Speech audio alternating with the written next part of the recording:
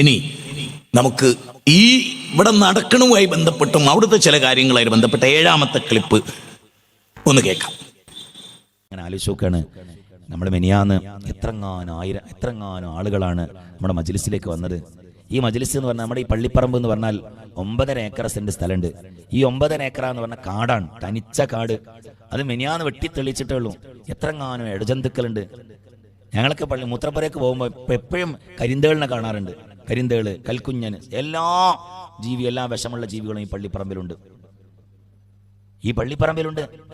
ഞാനിപ്പം പറയാം, ഒന്ന് പറയാം. അതായത് പരിപാടി നടത്തുന്നതിന്റെ തലേ ദിവസത്തിൽ 3 അണ്ണലികളെ കൊന്നിട്ടുള്ളൂ. 3 അണ്ണലികളെ കണ്ടു. ആലോചിച്ച് നോക്കിയാണ്. അതൊക്കെ വേജാറുണ്ടായിരുന്നു, ഒരു പേടിയുണ്ടായിരുന്നു, ഒരു വിഷമുണ്ടായിരുന്നു. എന്താവും പഠിച്ചോനെ ആളുകൾ വന്നാൽ.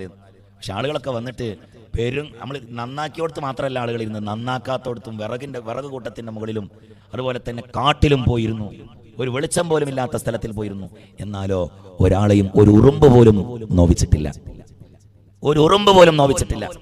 എന്നോട് ഒരാൾ പറഞ്ഞിട്ടുണ്ട്, ഉസ്താദെ ഹാജാത്തങ്ങളും കണ്ണിയത്ത് ഉസ്താദും കൂടി വന്നിട്ട് ഇടജന്തുക്കളോടൊക്കെ പോകാൻ വേണ്ടി പറഞ്ഞു എന്നാ ഞങ്ങൾക്ക് തോന്നുന്നത്. നാട്ടുകാരെ വിശ്വാസ ഹാജാത്തങ്ങളും കണ്ണിയത്ത് ഉസ്താദും വന്നിട്ട് പാമ്പിനോട്, മൂപ്പർക്ക് അതാണല്ലോ പണി. മരിച്ചിട്ട് കബറിൽ കിടക്കുന്നിടത്ത് നാട്ടിലെ പാമ്പിനെയും തേളിനെ ആട്ടുന്ന മണിയാണല്ലോ.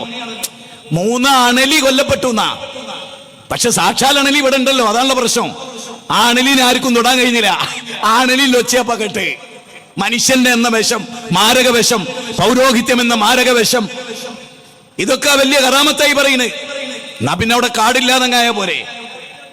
അവിടെ എങ്ങനെ ഇതിന്റെ തലേന്നത് വെട്ടാൻ നിൽക്കണോ? സത്യത്തിൽ അവിടുത്തെ പാമ്പും തേളും പോയത് എന്താ അറിയോ? ഇന്നാട്ടിലെ വളരെ ഉത്തരവാദിത്തപ്പെട്ട, ഇത് കഴിഞ്ഞിട്ട് വേണം നിങ്ങൾ എന്നോട് ചോദിച്ചോളി അതാരാ. പാൽക്കായം തെളിച്ചത് അവിടെ. ഈ 9 ഏക്കറയിലും പാൽക്കായം തെളിച്ച നിന്നാട്ടുകാര്, തെളിച്ച ആൾക്കാർ ഈ പറഞ്ഞ വായക്കാട്ട് ജീവിച്ചിരിപ്പുണ്ട്. അടിച്ചു പിടിയാണ്. മാത്രമല്ല, ഈ മരിച്ചുപോയ ആളുകൾക്ക് ഇക്കാട്ടിൽ വന്നിട്ട് പാമ്പിനോടും തേളിനോടും ആട്ടേണ്ട ഒരു ഗതികേട് ലോകത്ത് നിങ്ങൾ അവരെ അംഗീകരിച്ചതോ നിന്ദിച്ചതോ? സാധാരണ നമുക്ക് നൗമത്തില്ല റൂസ്ന, ഒരു നല്ല മനുഷ്യൻ മരിച്ചാല് പുതിയാപ്പിള ഉറങ്ങണ പോലെ ഉറങ്ങിക്കോന്നാ. ഇവർക്ക് ഉറങ്ങാൻ നേരണ്ടോ? കനച്ചങ്ങ ഇവിടെ ഈ വാർഷികം നടത്തും ആർന്ന് എണീച്ച് എന്നിട്ട് ഓ പാമ്പേ പൊയ്ക്കത്തളേ എന്ന് പറയേണ്ട പരിപാടിയാണല്ലോ അവർക്ക്.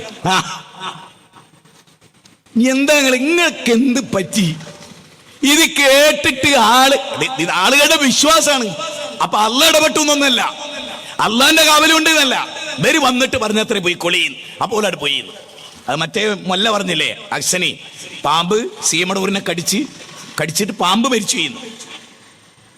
അത്ര വിഷ. അതുകൊണ്ടാണ് ഞാൻ 10 കൊല്ലത്തിന് മുമ്പ് പറഞ്ഞ എന്ത് മൂർഖനെയും മൊയിലേരെയും കണ്ട ആദ്യം റെഡിയാക്കേണ്ടത് ആരെയാണ്. അന്ന് എല്ലാവരും എന്നെ വിമർശിച്ച്.